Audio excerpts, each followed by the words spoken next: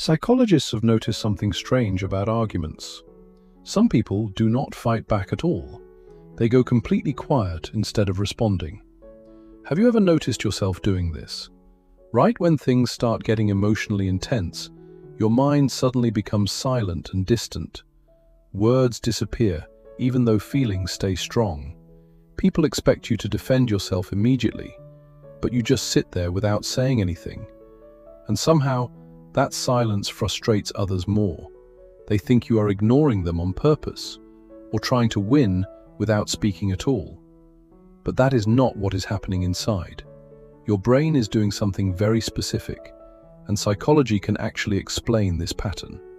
Because the truth is, you were not always like this. There was a time you tried to explain everything. You used to respond, defend, and express yourself clearly. You cared about being understood by others. You wanted people to hear your perspective fully.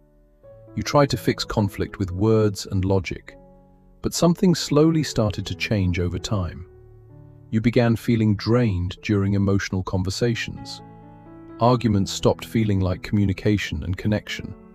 They started feeling like pressure and emotional overload. So instead of speaking more, you spoke less. Not because you stopped caring about the outcome, but because something inside you felt exhausted. And eventually, silence became your default response. Not a choice, but something automatic and immediate. So what is actually happening inside your brain? Why do some people shut down during conflict, while others react loudly and emotionally instead? This difference is not about personality alone. It is about how your nervous system responds. Your brain processes emotional stress in unique ways, and silence is one of those hidden responses. Psychologists call this a form of emotional freeze. It happens when your system detects overwhelming pressure. Not physical danger, but emotional intensity and threat.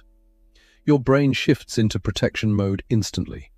It prioritizes safety instead of communication at that moment, and that changes how you behave completely.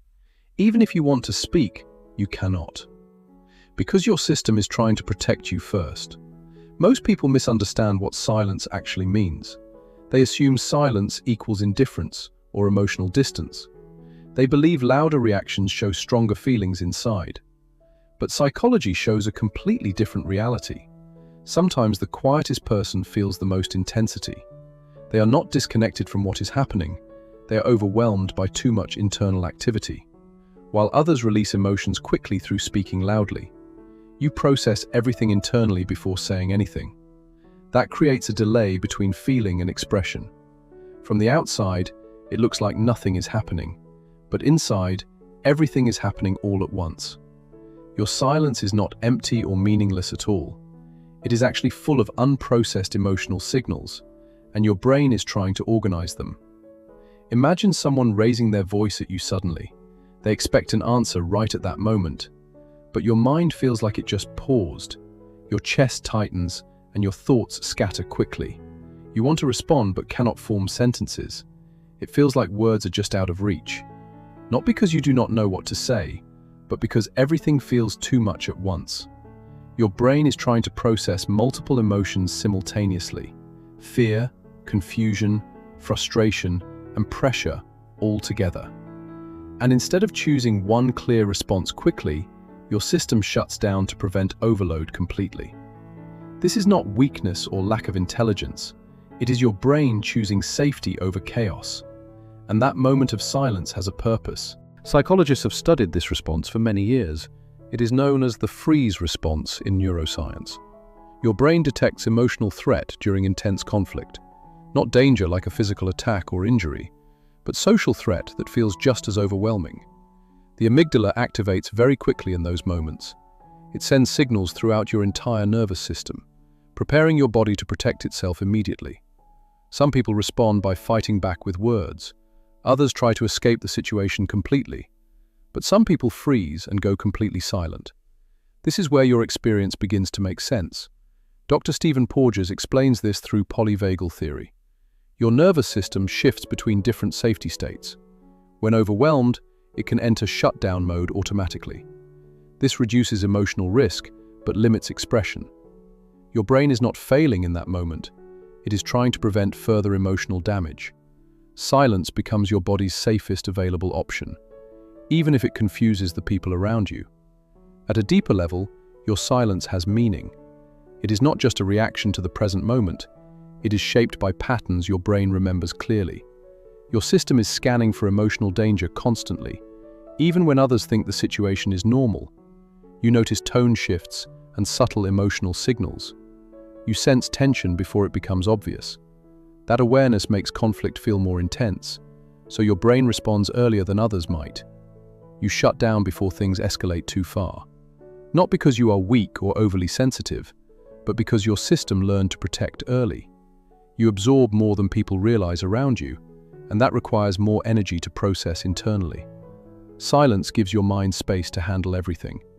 It is a pause that prevents emotional overflow, a moment where your system regains control, even if others misinterpret what they see. Your quiet is a form of internal regulation, not absence, but protection happening in real time.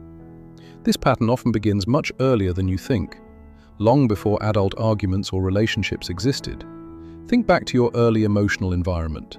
How did people handle conflict around you? Were voices calm or suddenly unpredictable and intense? Did speaking up feel safe or risky instead? Many quiet responders grew up in unstable emotional environments, where reactions could shift quickly without warning. As a child, you learned to read those signals. You watched carefully before deciding how to react. You learned when silence kept you safer, and when speaking could make things worse. So your brain created a survival strategy early. Stay quiet during emotional chaos to stay safe. That pattern became automatic over time. You carried it into adulthood without realizing it. It is not a flaw in your personality. It is a memory stored inside your nervous system, a pattern that once protected you effectively and still tries to protect you today. So your silence is not something broken inside you. It is something your brain adapted to protect you. But now you have awareness you did not have before. You can begin to change how you see it. There is a difference between silence and shutdown. One is a conscious choice. The other is automatic. You can learn to notice that moment clearly. When your system begins to freeze internally, instead of judging yourself for going quiet, you can give yourself space to recover first, then respond when your mind becomes clear again. That is not avoidance. That is emotional intelligence. You are learning how your brain actually works, and that gives you a different kind of control. Your silence can become a powerful boundary, not something that traps you anymore, but something you use intentionally when needed. You are not weak for pausing in conflict. You are aware in ways others are not, and that awareness can become your strength. So here is something worth thinking about tonight.